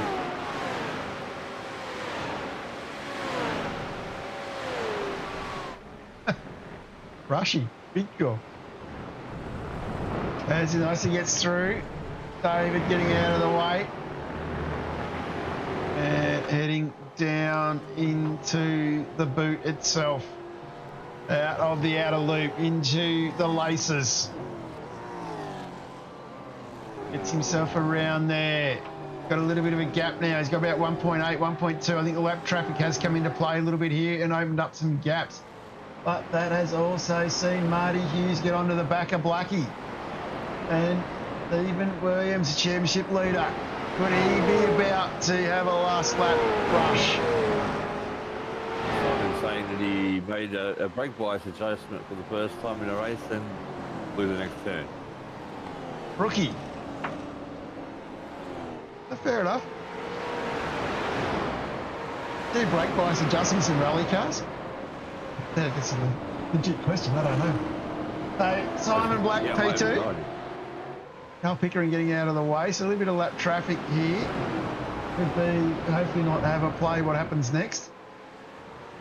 Abel Verban is in Racer HQ. He's about to take the white flag. This is the last lap. He has driven an exceptional race. You'd have to be pretty happy with how he's achieved this one. Simon Black, 1.3 seconds behind. Under pressure from Marty Hughes. Marty Hughes under pressure from championship leader Stephen Williams. Michael Hayes a further 8 seconds back from these guys. So it's these 4 cars we'll stick with here till the end. Verban looking like he's got it a little bit more under control. Abel looking very comfortable from Black. That gap a second now, that's all right. We'll be happy with that still. Marty Hughes, he's got himself, he can see 0.6 behind. Williams 0.6 behind again. So it's going to take a mistake, I think, to change the order. But as I said, their tyres are all going off. We're at the end. Been a tough race in itself. Pretty well used. And nice defence there by Hughes, keeping Williams out. Williams now right on the back in that gap now, down to less than a second. Hughes having trouble here. He's on the grass. He would have had to have lifted.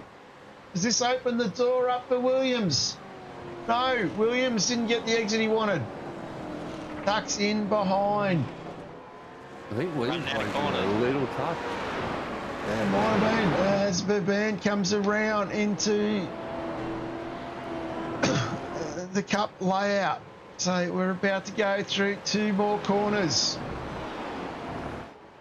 This has been a great drive from the rookie Abe Verban from Sim Racer HQ. He is about to etch his name in folklore as a winner in V8 Vets. Congratulations to Abe. He brings it home in front of Simon Black. Simon Black gets it home in front of Marty Hughes, who just gets home in front of Steve Williams by 0.02. .025. How close is that? Michael Hayes is going to bring it home as he comes through the last corner. He's already finished. Hayes, he gets himself home in P20. Joseph Grenshaw, he's going to bring it home in P6. P7 will be Shane Patterson. Great to see Pato back in the top 10. Well-deserved drive from him. Darren Walden up 30 spots in 8th. He'd be pretty chuffed with that. That is a come-from-behind drive. And then up 14 spots is Darren Freer in 9th. In 10th, rounding out our top 10 is Ash Hall, up 31 spots. Great drive for the Quantum Racing driver. And then, of course, Braden O'Loughlin will come home in 11th. Craig Rose up 16 spots. Great drive from the other Quantum Racing hard charger. And then he comes home in front of Timmy Hall, who's up 13 spots. And Robbie Williams in 14th, up 13 spots. Definitely entertained us tonight for player 1. Pete Morris driving, of course, with a blood clot in his leg. Great effort for him, up 20 spots. Finished 15th. Kurt Heath ended up in 16th. Vaughan Robinson 17th. Pete Kelly will be 18th. 19th will be Tim Vermey. That is a great drive from him. Good to see him get himself up into the top 20. Dougie Wright will round out the top 20. So that is the order, fellas. Any thoughts on that one? What a race. That was one hell of a race, wasn't it? It was. Yeah. It was one hell of a race. I think those boys all drove exceptionally well. It was very entertaining there at the end. And I think the boys on the podium, absolutely well deserved. Like I said, hats off to Abe. That is his first race win. No, Abe isn't able to come in. He tried to come in earlier. I know he really wants to thank Luke Allman and Dean Logsdale. Dean Logsdale did the paint and then the spanner crew as well. He wants to thank them. His microphone issue, so he can't come in and talk to us. He did try to come in earlier. Yeah, Abe, for a rookie, mate, that is an exceptional effort. Congratulations to that one. The man in P2, of course, is Simon Black. Blackie, an exceptional effort from him. Great to see him step up and get himself on a podium. I know Blackie has been battling away, trying to get time, get himself back in the sim and get himself going again, but to get himself into a P3 just shows the calibre of driver that he is. We know he's a whiz when it comes to driving Richard Burns Rally, but come here in V8 Vets and get in on the podium. That is a cracking effort, and I think keep an eye on Blackie. I reckon he's heading towards driving quite probably from the same split, going like this. Marty Hughes, of course, Hughesy drove the safety car last season. Great to see him back out on track. Hard race for him, hard leading a group for a long period of time. You burn your tyres a fair bit when you do that. I know he'd like to thank the guys over at Pacific Esports. I know there's got sponsors like Lake Edge who absolutely support that team to the hilt. I know they're a fairly large team. And here we go. We'll have a chat to Simon Black. I know they're a fairly large team, and I know the boys are in there. I think Banksy's been in the chat all night as well. So absolutely, you know, a lot of support for Hughesy, and great to see him on the podium. Simon Black, you've got your microphone muted, but Simon Black on the podium, mate. You must be chuffed with that one. You there, Simon? Yeah, Simon. Yeah, got you now. Hello. There, Simon? You got me? Yeah, you're very quiet. Sorry. You're right. Mic last night. We're trying to get it better for Mike, and it made it worse, obviously. Is that any better? That's a little bit better, yeah. How'd you find that one? That was good fun. Yeah. Starting to in the racing, so yeah, a little bit more confident just doing my thing.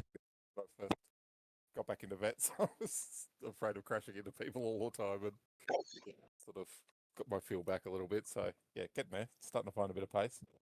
Got Dave Coleman in race control anymore. You don't need to be scared of race control anymore. I got a few slaps on the head.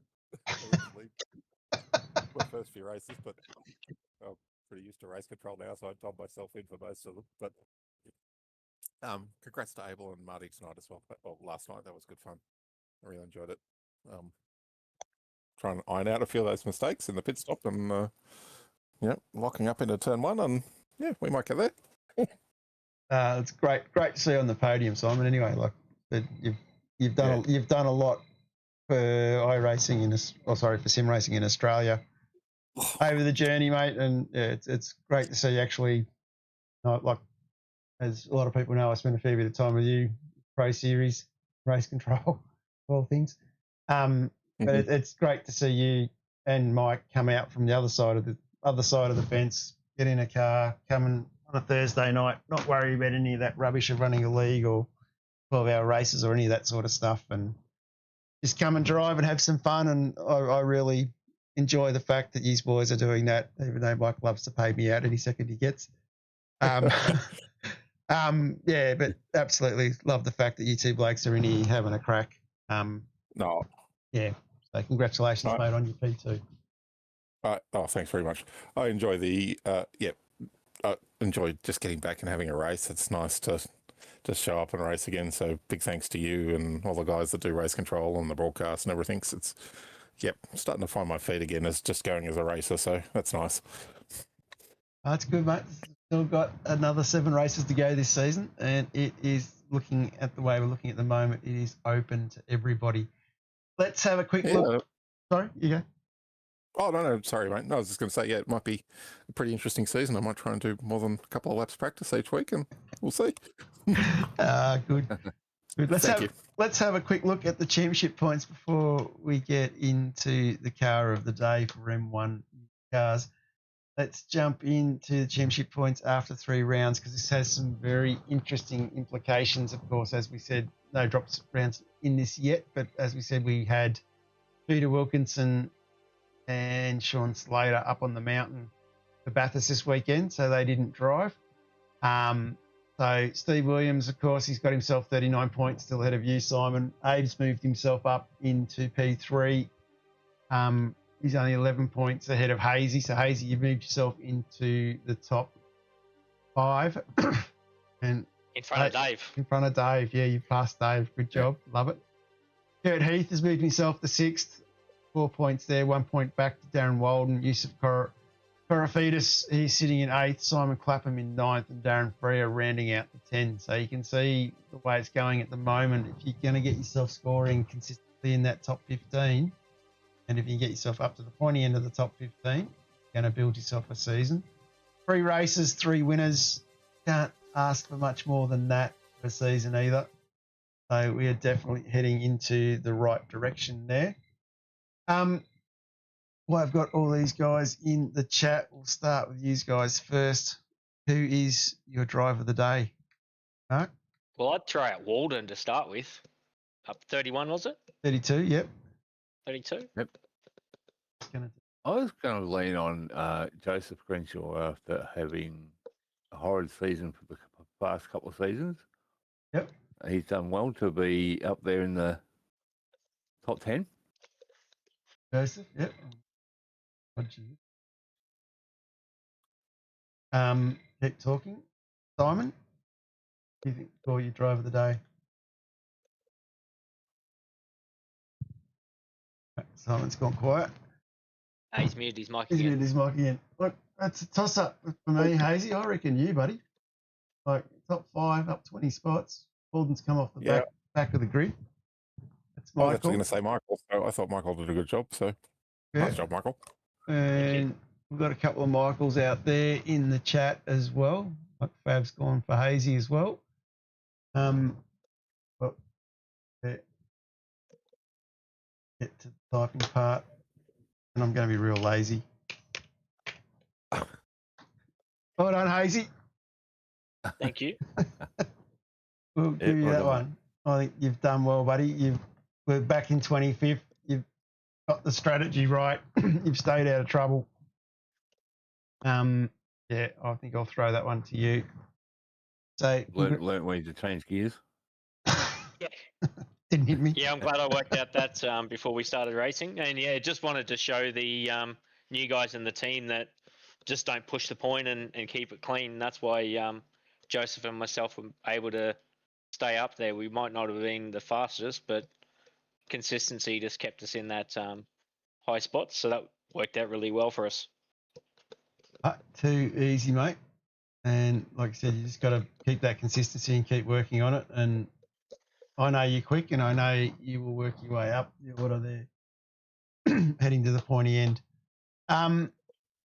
Quick talk about next week, because I haven't had anyone say anything to me, which has got me really worried. I've noticed that people are reading the I've subregs. noticed too. So next week, Is it gonna rain? hola from Spain. We are going to Spain, where the weather is beautiful when you get down onto that Mediterranean coast. And the weather is summer in Spain at the moment?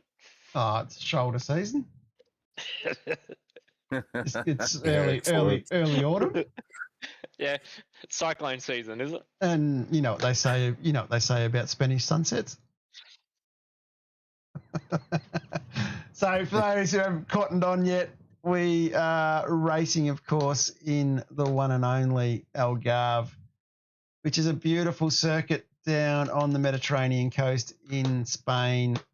If you haven't gone and looked it up on Google Earth or somewhere like that, you need to. It is basically in one of the places which is well known for being a holiday destination.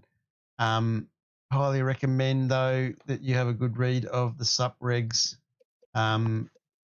We have been talking with other people, such as iRacing and things like that, and they say go hot track and see if that makes it harder for the car to drive, creating more passing opportunities, etc., etc.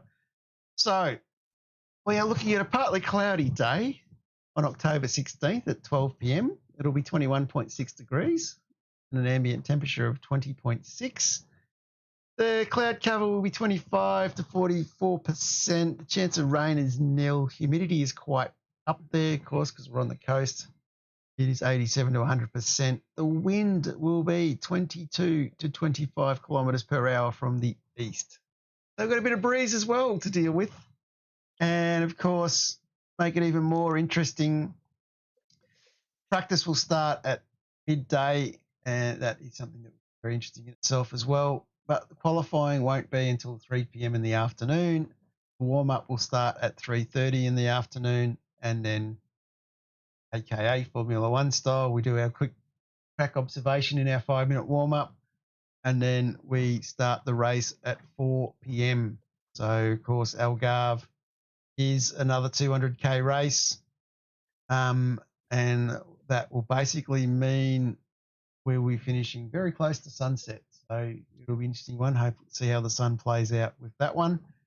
As I've said earlier on, the first 3 races were pretty much sat in the normal pocket, but over the next 5-6 races, there will be some very interesting forecasts and scenarios. So please, please, please make sure you read the sup regs. You don't want to get caught out when things change. And if something's not in the sup regs, go read the operations manual. I think I got asked about 5 times this week, is it 1 or 2 compulsory pit stops? Pretty straightforward, really. If I'm not telling you how many it is in the sup regs, it's going to be what's in the operations manual. And also the fuel capacity limit will be 90%. So it's going to be an interesting track to race at. I'm looking forward to it. What are you guys thinking? Dynamic weather. People have asked this for a lot. People have asked it for a long time. You've all been asking for it. I like it. I think it's a good idea. Yeah. I know I've got one unhappy set maker, but yeah, we'll get there. Why am I not surprised? He's all right. He's all right. Like it's a tough gig making sets at the best of times, let alone sets on circuits that are changing. And he's trying to make something that he can make on a basic set, on a basic track that's going to be 100% consistent the whole time. But you're going to have to, on a warmer track, look after your tyres, look after how you drive it. You're going to have to manage things, and I can probably let everybody know now. Let's scroll down a bit more. No, we are talking things such as a 1 tyre limit. So have to do 2 compulsory pit stops, but you know, you're going to have 1 set of tyres to change. So that's going to take some thinking, management, black box, and how you go racing. We're going to have rain in a race very shortly. We've got a sprint race coming, which will be very interesting. The way we're going to do the sprint race, it's going to be a little bit more of a supercar style, where we will have a qualifying session. We will then have a qualifying sprint race. Qualifying sprint race will have a reverse top 10 for the grid. So if you're going to try and play games and set yourself up on that grid for the grid, you're going to roll the dice. It's going to get interesting to see what happens. And then out of the qualifying race, we go straight into the main game. So that'll be an interesting night out for everybody. And then we may have another race with a bit of rain in it, potentially towards the end. So we're going to mix things up a little bit moving forward. I did promise that this season we'd start doing a few things a bit different to try and shake it up. I appreciate these cars are very, very hard to pass. I know how hard it is to pass. I know how easy it is to hit the wall. Just right there. I know how hard it is to pass, and I think if we can make some conditions where the cars are going to get a little bit harder to drive, people might start making some more smaller mistakes. That'll hopefully might see more passing opportunities and things get shaken up a little bit. So we'll see what happens. It looks like it's going to get loose and wild, and then we might tighten our belt a little bit back in again, but we'll see what happens with this. It's some steps that everyone's been telling me to do. We trialled a few things with the over 40s and over 50s this year. We did those age group races. So we're going to roll a few of those things out and see how we go. So that's where it's at, guys. So all I'm going to say is make sure you eat it up, Regs, moving forward from now over the next 6 races. And of course, I didn't mention as well that the last round will be a sprint race as well, just to make it even more interesting. Normally we finish with an Enduro or 250. This time we're going to finish with a sprint race. Will be a non-drop round. So it'll be interesting to see how people go and tackle that one. On that note, we'll wrap this one up. We'll be back again next week to race, of course, at Algarve. It'll be an afternoon one. Interesting to see if interesting to see how our friend Will Wilson goes flying in Europe. The rules over there are a bit different. And Yasser will probably be on his back, so hopefully he can get an aircraft in the air in Spain. I probably think he's a people smuggler from Morocco, but shoot him down. But hopefully we'll still get our aerial flyby. On that note, I want to say a huge thank you, of course, to Mark Dial and Michael Hayes and Simon Black for jumping in with us at the end. And also a huge thank you to everybody out in the chat. Plenty of action out there tonight. Chat rate's up at 3, so it was hard to keep up with most of it. And the number of people out there in the chat, it's you guys that jump in and absolutely get involved as well, which makes it enjoyable for us to do what we've got to do at the back end here. And on that note, we'll wrap this one up and we will see everybody again next Friday. Thanks for watching. See you next week. Racing the RaceKraft PT1 custom-built full chassis racing simulator.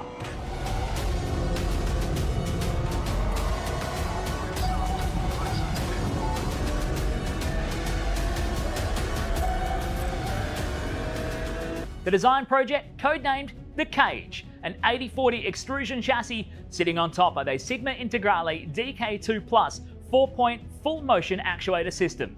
No compromises in the cockpit of the PT1 simulator. To maximize the experience, we start with a 49-inch ultra-wide monitor for the greatest field of view in a small footprint of the simulator, down to the SimuCube wheelbase that's tucked up and behind the monitors with SimCore extensions to get things out of the driving area. Everything is connected to a Cube Controls GTX steering wheel with the built-in dash and all the extra button functions available at your fingertips. Driving through the Raceworks S1 pedals, The potentiometer throttle and the 2 hydraulic pedals for brake and clutch ensures you maximize the feel underfoot, and seating yourself into an OMP HTER bucket racing seat with OMP belts connected to a G-belt tensioner to provide that extra feeling and the heightened experience while you're driving. Additional interfaces and accessories in the PT1, we have twin butt kickers, one on either side of the OMP seat, as well as a Jinx sequential shifter, the SimPush Race Logic timer to the left-hand side, a RaceKraft built-in WinSim kit with Philips Hue lighting and a built-in soundbar, plus the OMP side net to finish off the experience in the PT1. The RaceKraft PT1, build number 1, the ultimate in sim racing experience, combining the best products in the market with the passionate, no compromise approach that goes beyond racing simulation.